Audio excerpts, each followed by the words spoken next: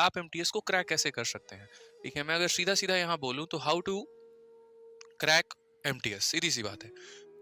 अब यहाँ पर किस तरीके से पढ़ाई देना होगा, तो देखो मैं आपको सारी बातें बताता हूँ, ठीक है। सब्जेक्ट से परे हटके और सारी बातें, अगर मैं एक एस्पिरेंट होता तो अब मेरे सामने 4 चॉइस है।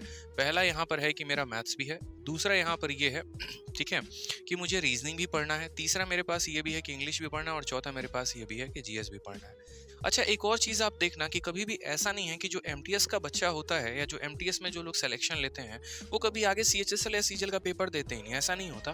कई ऐसे लोगों को मैंने देखा है कि एमटीएस में सेलेक्ट होने के बाद भी सीजीएल में इनकम टैक्स इंस्पेक्टर के पोस्ट पे लगे हैं। तो वो पोस्ट पे तभी लग पाएंगे जब उनके चारों सब्जेक्ट या चारों स्तंभ बहुत तगड़े होंगे। अगर आपको आगे चल के सीएचएसएल का भी पेपर देना है तो भी आपको ये चारों सब्जेक्ट पढ़ना ही पड़ेगा, आप इग्नोर किसी को नहीं कर सकते हैं।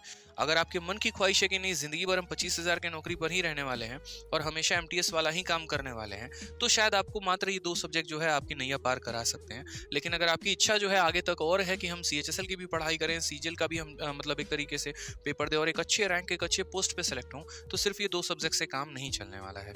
यानी अगर मैं सिर्फ और मेरा टारगेट होता है कि मुझे एमटीएस निकालना है, मैं बहुत सेटिस्फाइड हूँ अपने लाइफ में, मुझे उससे आगे कुछ नहीं करना, तो मैं बस भाई ये 2 सब्जेक्ट पढ़ के जाऊंगा और इनको उतना ही पढ़ता जिसके लिए मेरा क्वालिफाइंग इन नेचर है, भाई बात खत्म। लेकिन अगर भविष्य में मेरी कामनाएं बहुत बड़ी हैं, मेरी सोच बहुत बड़ी है, मुझे आगे बढ़ना है और एमटीएस लेवल तक ही नहीं रहना, तो यूं समझ लीजिए कि आपके लिए चारों सब्जेक्ट फिर बराबर ही हैं। क्यों नहीं पढ़ोगे तो आगे किसी और पेपर में स्कोर नहीं कर पाओगे। जैसे बच्चे पूछते हैं कि सर आपके पास 5-5 गवर्नमेंट जॉब कैसे आ गया, तो मैं हमेशा एक बात बोलता हूँ कि जिस दिन आपका भी सिलेबस कंप्लीट हो जाएगा और बहुत अच्छे तरीके से आपको अपने सब्जेक्ट पर कमांड हो जाएंगे ना, उस दिन आपके भी यहाँ पर जो है 5-5 सरकारी नौकरियां लग जाएगी। कोई बहुत बड़ी बात नहीं है, लेकिन उसके लिए ईमानदारी से इन सभी सब्जेक्ट को पढ़ना होता है। तो अभी आपको यहाँ पर काम ये करना है कि जो आप हमेशा जीएस को इग्नोर करके चलते थे ना, आप इसको कभी इग्नोर करके मत चलना भाई, बिल्कुल भी इग्नोरेबल नहीं है। एसएससी बार बार आपको अपने जो है नोटिफिकेशन नोटिस और अलग अलग जो है कोरिजेंडम से बार बार बताने की कोशिश कर रही है कि भाई इसको आप तवज्जो दो, इसको आप वैल्यू दो, इसको आप पढ़ो, नहीं तो आपकी लंका लगने वाली है। अब यहाँ पर खेल वही बच्चा करके जाएगा जिसका यहाँ पर जीएस बहुत अच्छा है, या जिसने करंट अफेयर्स अपने आप को अपडेट किया है, स्टैटिक्स से अपने आप को अपडेट किया है, जिसने सारे सब्जेक्ट पढ़े हैं। क्योंकि इसकी वैल्यू पहले भी बहुत ज्यादा नहीं थी, क्योंकि हर बच्चा लगभग बराबर स्कोर कर पाता था यहाँ पे, ठीक है। तो यहाँ पर कोई बहुत बड़ा इंग्लिश की वजह से कभी आज तक एसएससी के पेपर में कोई बहुत बड़ा गेम चेंजर नहीं हुआ है कि इंग्लिश की वजह से पूरा इतिहास पलट गया, वैसा कुछ भी नहीं है। जो गेम बदलता है वो जीएस बदलता है। मैं मैथ्स को भी बहुत बड़ा रोल नहीं मानता हूँ कि यहाँ पर मैथ्स ने बहुत बड़ा गेम कर दिया हो कहीं पर ऐसा करके, ठीक है।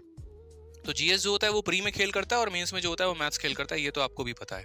तो यहाँ पर अगर हम बात करते हैं तो अगर मेरी स्ट्रेटजी रहे तो वो क्या रहनी चाहिए, आपका जो स्ट्रेटजी रहना चाहिए, अगर आगे चल के आपको और भी परीक्षाएं देनी है और भी फॉर्म आपको भरना है, तो डेली के डेली जो है आपको कम से कम 1 से 2 घंटे आपको मैथ्स को देने ही देने हैं। रीजनिंग की भी बात करूं मैं आपको तो 1 आवर डेली प्रैक्टिस करना ही करना है। इंग्लिश के लिए अगर मैं बात करूं तो आप 2 घंटे दे सकते हैं। 1 घंटे आप अपने वोकैबुलरी को दीजिए जो हमेशा हम कहते हैं, और 1 घंटे आप अपने ग्रामर को दीजिए।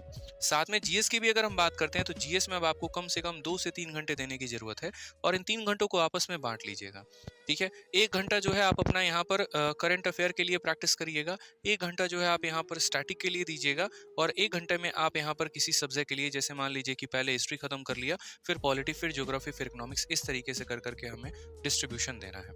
मेजर जो फोकस होना चाहिए वो आपका जीएस पर होना चाहिए, क्योंकि मैंने पहले भी कहा कि जब मेरिट बनेगी तो इंग्लिश में भी बहुत बड़ा रोल नहीं रहेगा, लगभग सबके वही नंबर 40 और 50 के बीच में होने वाले हैं। लेकिन जीएस में ऐसा होगा कि किसी के 8 नंबर भी होंगे तो किसी के 38 नंबर भी होंगे, और यहीं से सिलेक्शन का रास्ता खुलेगा आपका।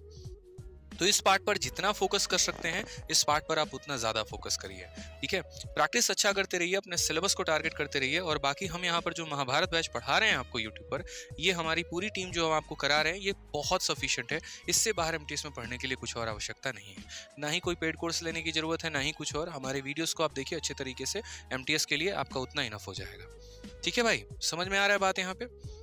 चलिए और बाकी बहुत बहुत शुभकामनाएं आप लोगों को, अच्छे तरीके से प्रिपरेशन करिए, ठीक है।